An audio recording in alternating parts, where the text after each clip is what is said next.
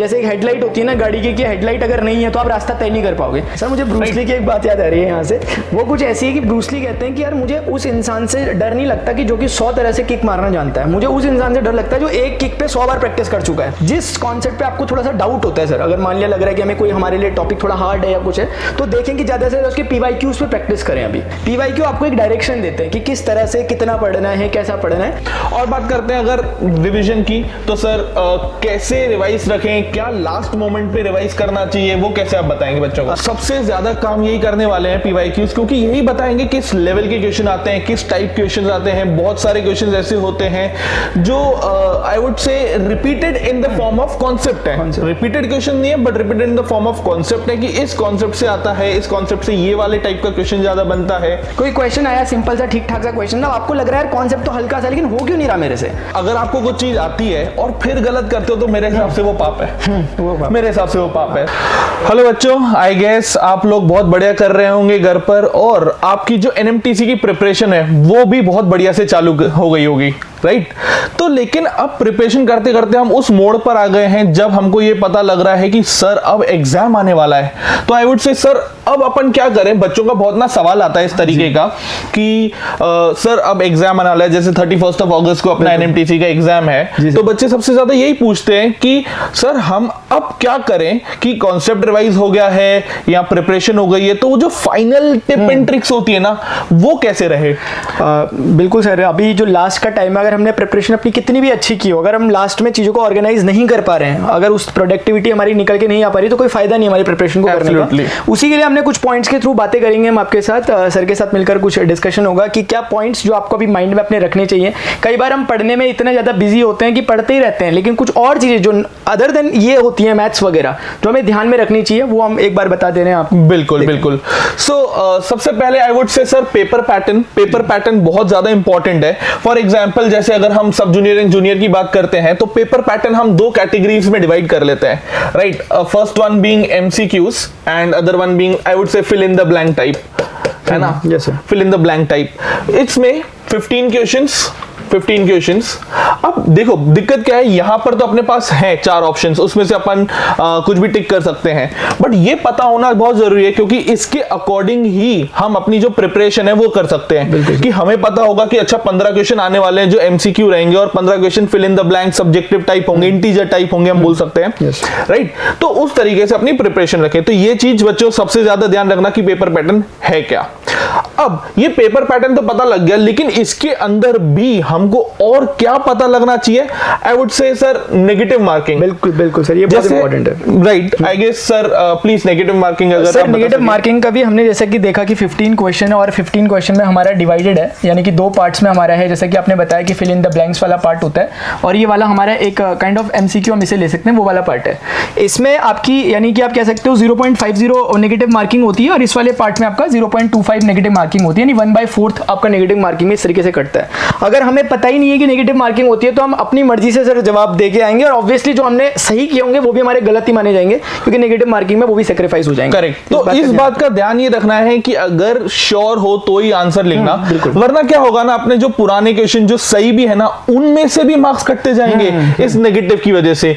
तो बहुत important point है कि गलत अगर तुमको लग रहा हो कि नहीं मुझे गैस ही करना है तो बिल्कुल मत करना पहले तो, राइट? और अगर कैलकुलेटेड गैस कर सकते हो तभी जाना, बट वो भी वेरी एंड टाइम पर, राइट? ऐसा नहीं कि हम गैस करते हुए सारे आंसर लिख लें, राइट? कैलकुलेटेड गैस होना चाहिए, आई वुड से, राइट?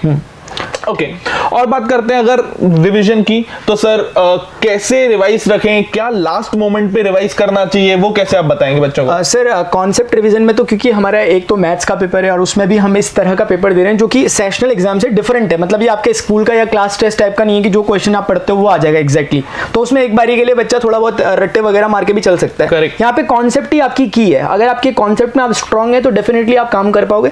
इसलिए जरूरी है कि जो भी चैप्टर्स आपने अपनी थ्रू आउट द जर्नी अभी आपकी प्रिपरेशन जनरेशन चली थी उसमें जो जो कॉन्सेप्ट आपको लगते थे, जिसमें आप वीक थे या जिसमें आपको प्रैक्टिस की जरूरत है, एटा क्लास देखने की जरूरत है, उन कॉन्सेप्ट्स को एक बार रिवाइज कर लो। यहाँ पर हम ये नहीं करें कि फॉर्मूला याद कर लो, फॉर्मूला याद करके अल्टीमेटली कुछ नहीं होने वाला। जो आपने पढ़ा है कॉन्सेप्ट है, कई बार रहता है सर कि कोई कॉन्सेप्ट होता है उसमें स्टक करते हैं बार-बार, और वो आपने अभी तक डेफिनेटली हम आपसे ऐसी उम्मीद रख रहे हैं कि आपने अभी तक उन्हें सेपरेटली कहीं ना कहीं नोटबुक में लिखा होगा, उनको एक बार गो थ्रू करें।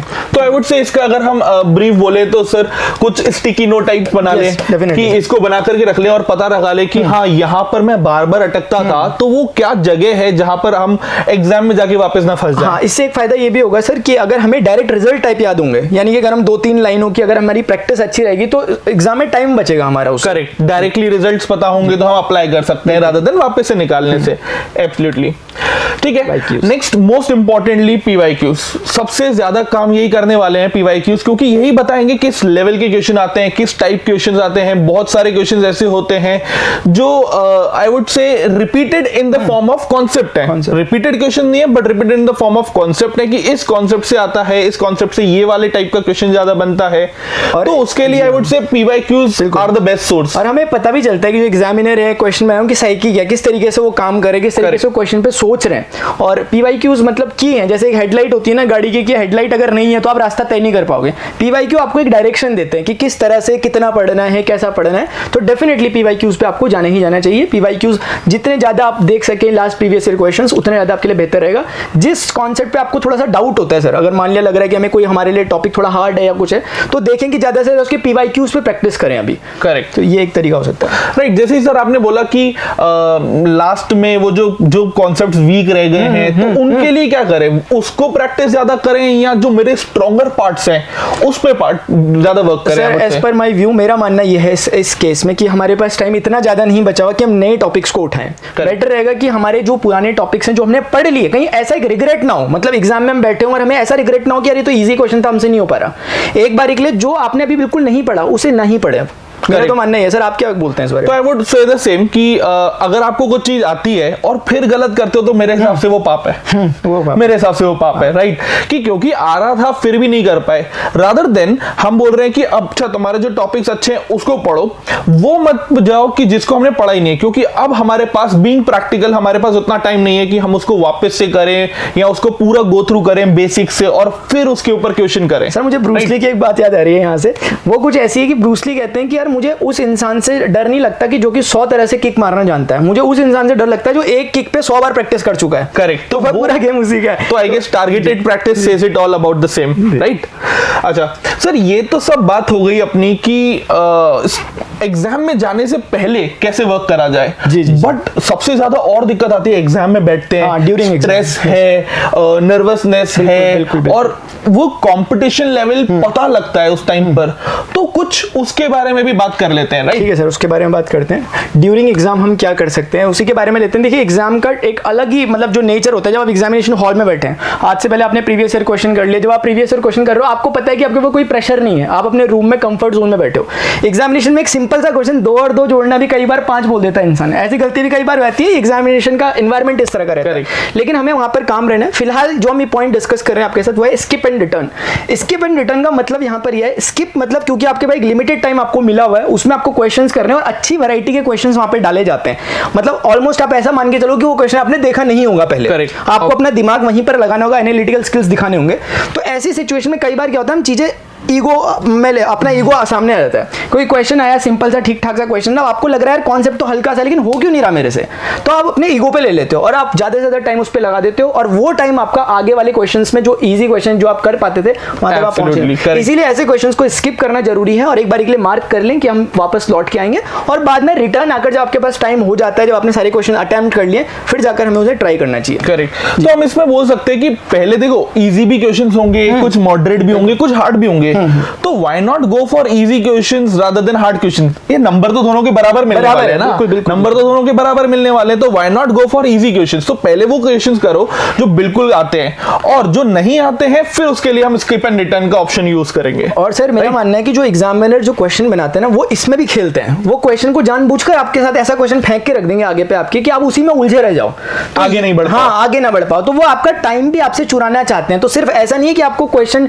नहीं आ रहा, एक बार के लिए आप घर भरा हो गया, आप सारे के सारे क्वेश्चन कर सकते हो, लेकिन उस दिए गए टाइम जोन में करना वो इंपॉर्टेंट होता है। करेक्ट। सो सर इसको जल्दी से कंक्लूड करते हैं फॉर ऑल आवर स्टूडेंट्स, है ना, कि फाइनल टिप क्या रहेगी। आई वुड से first I would start with, जब एग्जाम में जाओ तो बी काम, बिल्कुल ओके, अपना एक्सपोजर नहीं खोना है, कि ऐसा नहीं कि इधर उधर देखने लगे, स्ट्रेस लेवल नहीं बढ़ाना है, क्योंकि क्वेश्चन को रीड करना बहुत इंपॉर्टेंट है। क्वेश्चन की जो पॉइंटर्स हैं, एक वर्ड है, वो बहुत इंपॉर्टेंट रहते हैं ऐसे सच प्रेस्टिजियस एग्जाम्स में, क्योंकि उन्हीं के अंदर बहुत सारी हिंट्स छुपी हुई रहती है, राइट। तो वो नहीं रखना है।